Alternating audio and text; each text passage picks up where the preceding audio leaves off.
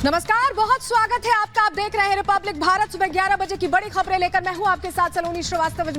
मेरे दो सहयोगी वैभव और श्वेता भी इस बुलेटिन में आपको अहम जानकारियां देंगे। लेकिन शुरुआत इस वक्त की बड़ी खबर से कर रहे हैं, जहां राजनाथ सिंह आज नामांकन भरने वाले हैं। उससे पहले अब ये रोड शो करेंगे। बीजेपी दफ्तर से कलेक्ट्रेट तक ये रोड शो रहने वाला है। सीएम योगी भी इस रोड शो का हिस्सा होंगे। रोड शो से पहले हनुमान सेतु पहुंचकर राजनाथ सिंह ने पूजा अर्चना की।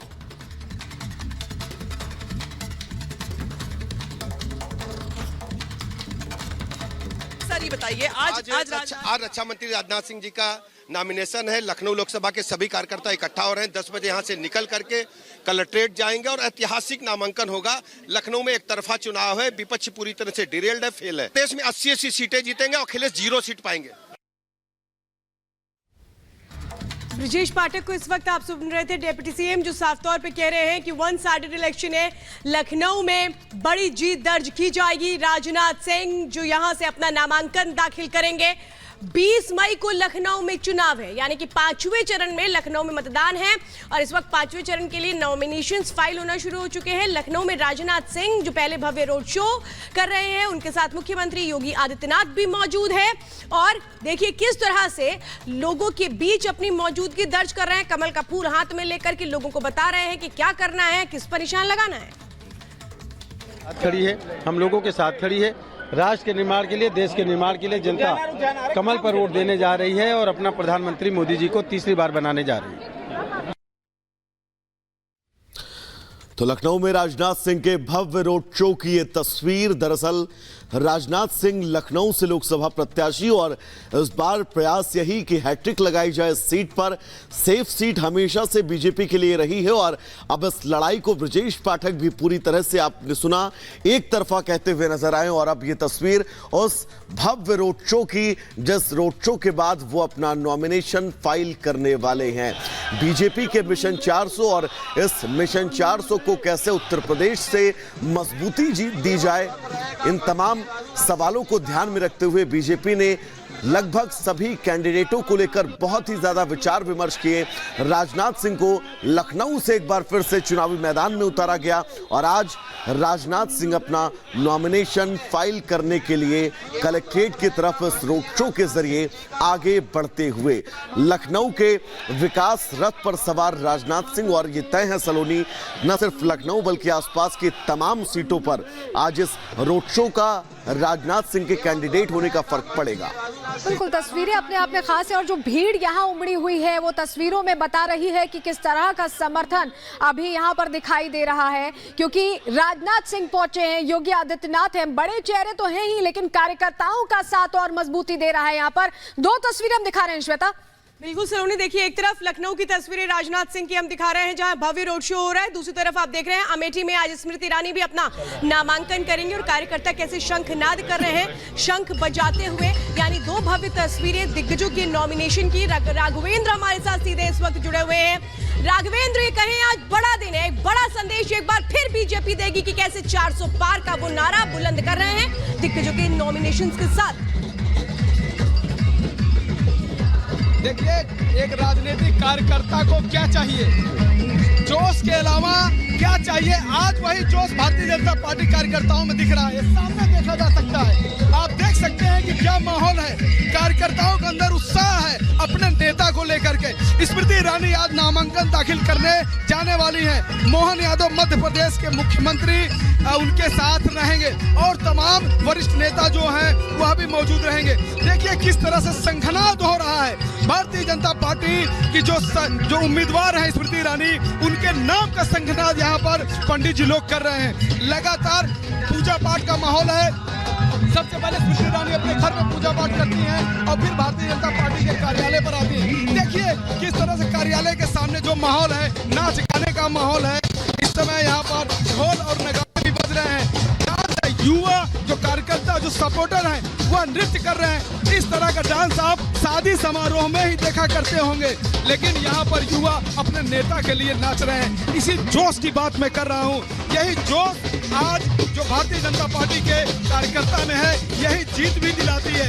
यही जोश जो है वह पोलिंग बूथ तक लोगों को ले जाता है। कहीं न कहीं स्मृति ईरानी आज तीसरी बार नामांकन दाखिल करने जा रही हैं अमेठी से।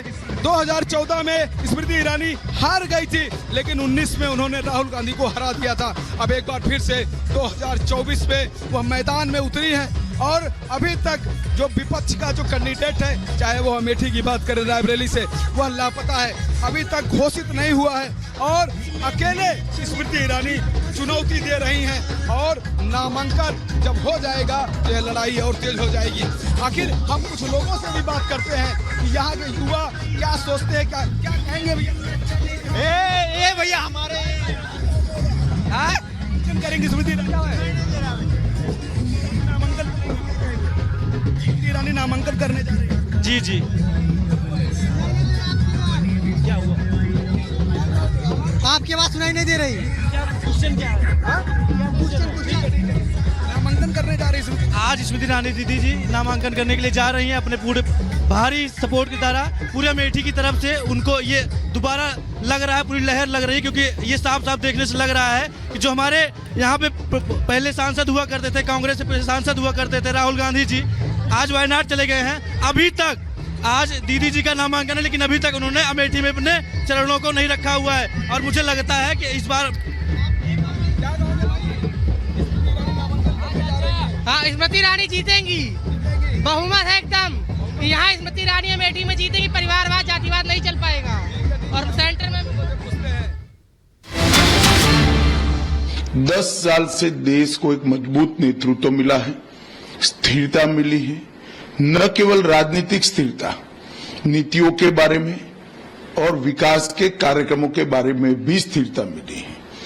अब इंडिया अलायंस अगर ये कहता है कि 1 साल शरद पवार बनेंगे, 1 साल ममता जी बनेगी, 1 साल स्टालिन बनेंगे, कुछ बचेगा तो राहुल जी बन जाएंगे, इस तरह से देश नहीं चलता है। मैं देश की जनता को मनपूर्वक अपील करना चाहता हूं कि अगर कोई संभावना है ही नहीं, मगर अगर इंडिया अलायंस को बहुमत मिलता है तो देश की जनता ये जरूर सोचे इसका प्रधानमंत्री कौन बनेगा। एक साल में प्रधानमंत्री ये कोई परचूरन की दुकान नहीं है जिसको अपनी हिस्सेदारी के हिसाब से चलाया जा सके। ये देश है, ये देश को दुनिया का नेतृत्व करना है, इसका नीति निर्धारण, इसका विकास, इसकी सुरक्षा की परिस्थिति, इसके अर्थतंत्र का विकास एक लंबे समय तक एक नीति के साथ सातत्यपूर्ण तरीके से चलना चाहिए और केवल नरेंद्र मोदी जी के नेतृत्व में एनडीए और विशेषकर भारतीय जनता पार्टी ही ये कर सकती है। 10 साल तक पूर्ण बहुमत की सरकार देश की जनता ने भारतीय जनता पार्टी और एनडीए को दी, मोदी जी को प्रधानमंत्री बनाया, इसके फल हमने देखे हैं। देश सुरक्षित हुआ है, समृद्ध हुआ है, नीति निर्धारण लोकाभिमुख और स्पष्ट हुआ है और दुनिया भर में देश का सम्मान बढ़ा है। मुझे पूरा विश्वास है 130 करोड़ की हमारी जनता तीसरी बार प्रधानमंत्री जी को मैंडेट देगी और बड़े बहुमत के साथ 2 बार जो मैंडेट दिया है इससे भी बढ़ चढ़कर बड़ी बहुमत देकर हमें जिताएगी।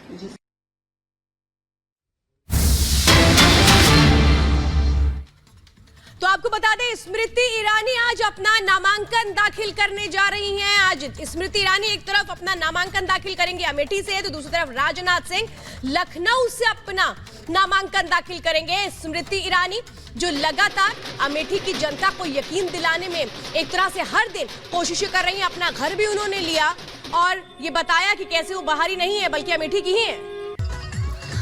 बिल्कुल, हमारे साथ राघवेंद्र और लखनऊ से अनामिका काली इस वक्त जुड़ी हुई हैं, लेकिन सबसे पहले राघवेंद्र हम आप ही के पास आना चाहेंगे।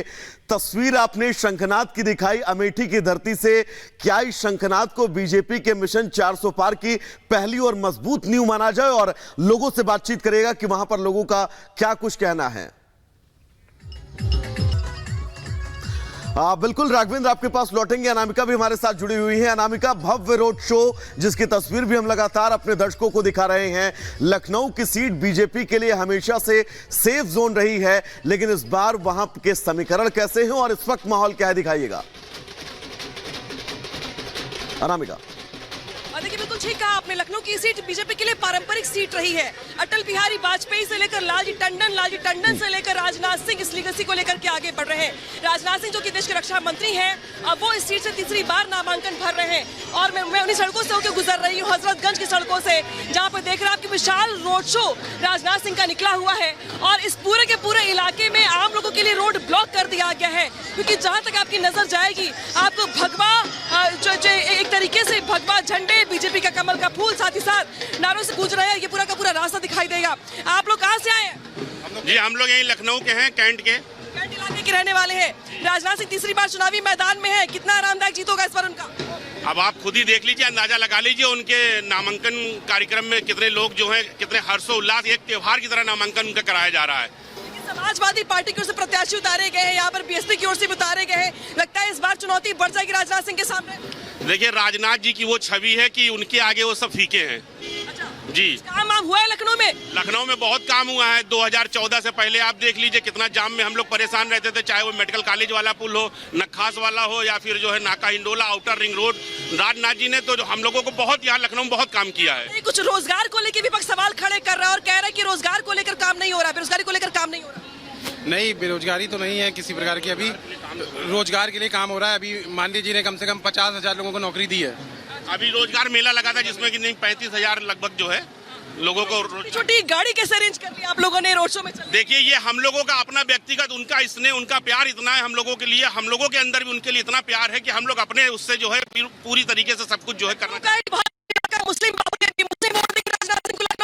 बिल्कुल देंगे, मुसलमान भी देखिए, क्योंकि सरकार जो है जो भी योजना लाई उसमें किसी तरीके का कोई पक्षपात नहीं किया, कोई धर्म नहीं।